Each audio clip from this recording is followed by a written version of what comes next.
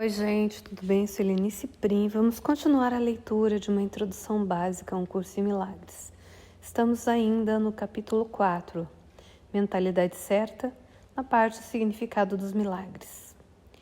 E começa assim, ou recomeça assim. Há dois subtítulos no capítulo 9 do texto que são muito úteis, que ele fala aqui do 100, tá? De um curso em milagres. As duas avaliações, e grandeza versus grandiosidade, que é no texto no capítulo 9, isso do 100. Ambos declaram de forma muito específica que o ego nos vai atacar e se tornará perverso exatamente quando estivermos seguindo o Espírito Santo. Lembrem-se que para o ego, aqueles que não têm culpa são os culpados. Quando traímos o ego e começamos a escolher a inculpabilidade ao invés da culpa, o ego nos mostrará o que ele está sentindo, agredindo violentamente. É por isso que o curso nos diz que as emoções do ego vão da suspeita à perversidade. Quando estivermos realmente começando a levar o Espírito Santo a sério, o ego se tornará claramente perverso. É aí que as coisas parecerão difíceis. Estou falando agora sobre isso como um princípio abstrato, mas quando estivermos passando por isso, nada será menos abstrato. Pode ser a coisa mais devastadora, mais forte e dolorosa que jamais experimentamos. Repetindo, a menos que saibamos que há alguém conosco que fala pela verdade e pelo amor e que nos vê de uma forma diferente, nunca atravessaremos isso. Apenas jogaremos o livro fora, nos esconderemos debaixo da cama e jamais sairemos de lá.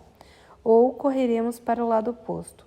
É por isso que o processo tem que ser feito lentamente e também é por isso que somos guiados com todo cuidado ao longo do caminho.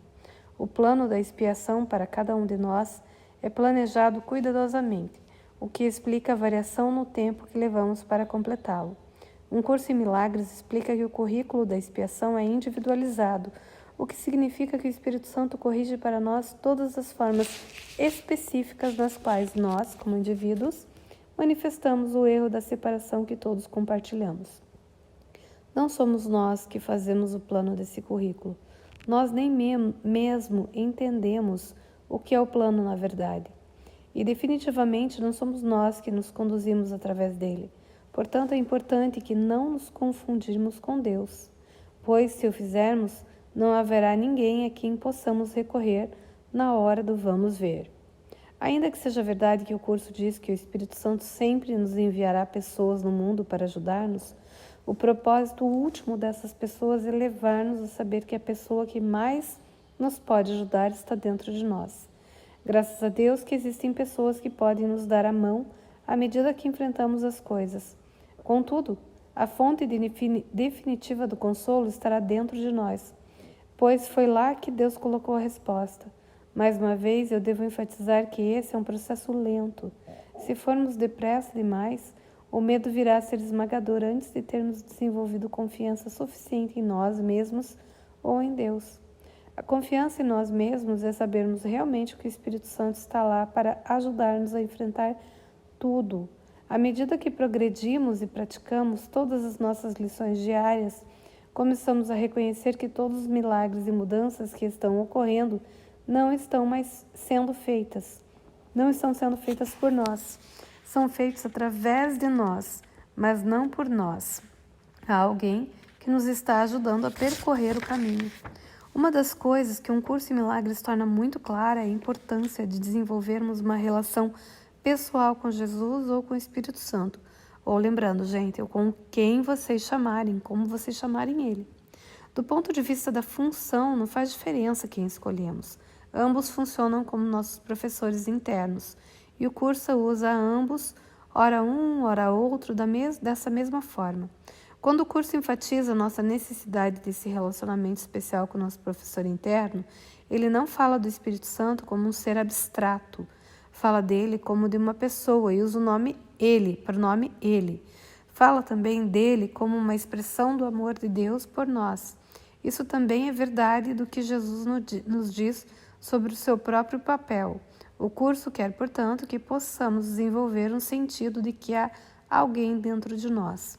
Não uma força abstrata, mas uma pessoa real que nos ama e nos ajudará. Se não tivermos esse sentimento para nos dar segurança, Pararemos muito antes de alcançarmos a meta, porque o medo simplesmente será arrasador. Se você não tem ainda essa experiência pessoal com o Espírito Santo, não precisa entrar em pânico. Apenas tenha paciência que ele aparecerá por si mesmo. Basta você saber que há alguém que o ajuda, quer sinta isso ou apenas saiba disso intelectualmente. Ele se fará conhecer por você, seja qual for a forma na qual você puder aceitá-lo. A forma não é importante. O que é importante, contudo, é a consciência de que há alguém com você que não é você. Ele está em você, mas não é você, pois vem de uma parte sua que não é o seu ser egótico. Lembrando, gente, que se você quiser escolher uma pessoa feminina ou neutro também, tanto faz, porque esses seres, eles não ligam para essas questões nossas terrenas. Então, é uma escolha sua. E agora vem uma pergunta. Nós podemos escolher livremente, não podemos escolher acelerar o tempo se nos sentimos prontos para isso? E a resposta é sim, com certeza. É isso que o milagre faz. E a pergunta de novo é, isso seria em termos de uma vida, nesse caso, por que deveríamos pensar em termos de milhões de anos? E a resposta, milhões de anos se referem a toda a filiação. O juízo final seria o fim do universo material tal como conhecemos. Contudo, um indivíduo pode encurtar o tempo consideravelmente. Assim, mais uma vez, se estamos indo bem e alguma coisa começa a gritar na nossa cabeça, provavelmente é um bom sinal. Quer dizer que o ego se assustou. O ego, então, vai tentar fazer-nos duvidar da voz que temos ouvido. Vai tentar fazer-nos duvidar do curso e tentar fazer-nos duvidar de tudo o que temos aprendido e que tem funcionado para nós. Assim sendo, devemos esperar por isso, mas não tentar trazer isso à tona. Quando o ataque do ego de fato ocorrer, saberemos reconhecê-lo, e é muito útil ser capaz de reconhecer o ego pelo que ele é. Repetindo, o ataque do ego vem exatamente quando pensamos que estamos ficando sem ego. Portanto, lembre-se disso quando a coisa ficar preta. Não significa absolutamente que a coisa toda seja um embuste. Significa que nos assustamos, o que quer dizer que o nosso ego ficou com medo. Nesse ponto, devemos dar um passo para trás, segurar a mão de Jesus e pedir a sua ajuda para olharmos para o nosso medo. O próprio fato de estarmos segurando a sua mão nos mostra que não somos o ego. Então olharemos para o ataque egótico e compreenderemos que não é o que parece. Vou fazer um entre aspas aqui. Ontem à noite eu tive bem isso, foi um ataque de raiva. E daí eu parei, peguei na mão do Espírito Santo e falei assim, cara, Ezão, me ajuda, olha para isso. E é isso, é o tempo todo isso. E porque por mais que a gente esteja saindo da dualidade, o ego, ele vai gritar, às vezes vai dizer, qual é? Você está aí fazendo o quê? Você está louca? Está louco? E a gente tem que olhar e dizer assim, não, eu estou com Deus. Tem um ser aqui dentro de mim, que é Deus, que é Jesus, né? E a gente caminha com Ele. Vou continuar a leitura. Há um subtítulo importante chamado Acima do Campo de Batalha, no texto do 100 ao 23, tá? No qual Jesus nos pede para nos erguermos acima do campo de batalha e olharmos para baixo, para o que está acontecendo. A partir dessa perspectiva, veremos as coisas de modo diferente. Mas, se ficarmos no meio da batalha, tudo o que veremos será muita dor, matança e culpa. Se pudermos elevar o nosso ponto de vista e olharmos para baixo, para o campo de batalha do ego, então veremos de modo diferente. Veremos que é apenas nosso ego pulando para cima e para baixo. E veremos que realmente isso não faz nenhuma diferença. Esse processo de fato leva tempo. Não devemos esperar que aconteça da noite para o dia. Assim, quando ficar difícil, pelo menos reconheceremos que é apenas nosso ego criando problemas. Não é a realidade. A realidade é a existência de um Deus que nos ama e Ele nos enviou alguém para representá-lo, ou Jesus ou o Espírito Santo, que nos estão dando a mão e conduzindo ao longo de um período difícil.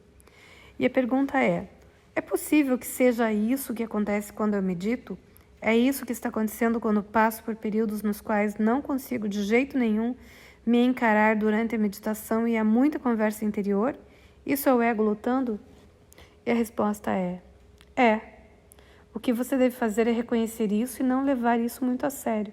Não lute contra isso. Quando você luta contra isso, está tornando o problema real.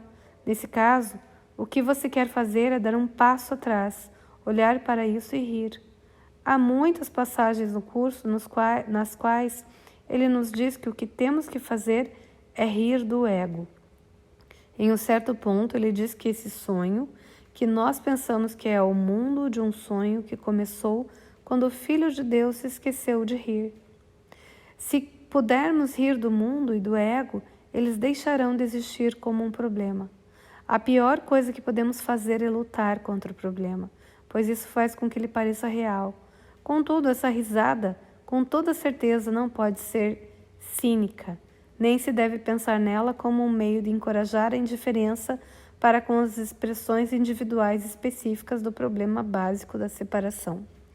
E a gente termina aqui esse capítulo com essa frase que a gente devia rir do ego, né? Não uma risada cínica, lembrando, nem com indiferença, mas porque não tem significado, é só o que a gente dá. E é isso aí, gente. Até o próximo capítulo.